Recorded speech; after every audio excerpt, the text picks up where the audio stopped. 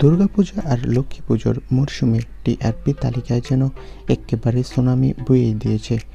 এতদিন যে ধারাবাহিক একনাগাড়ে বেঙ্গল টপার ছিল পরশুরাম আজকের নায়ক, সেটাই এবার পাশ থেকে বাইরে। দর্শকরা এক কথায় চমকে গেছেন। কিন্তু এই চমকের মধ্যেই এসেছে আরেক বড় খবর।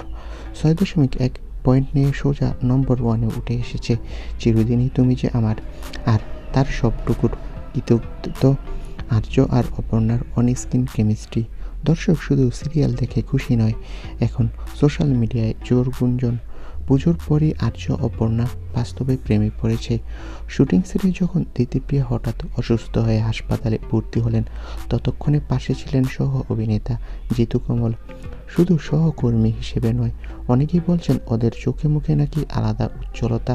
ফ্যানেরা তো শুরু করে দিয়েছে নতুন হ্যাশট্যাগ আর্য অপর্ণা রিয়াল জুটি। টিআরপি টপিংয়ে থেকেও বড় আলোচ্য বিষয় এখন একটাই, পর্দার প্রেম কি সত্যি বাস্তবে সত্যি হয়ে গেল?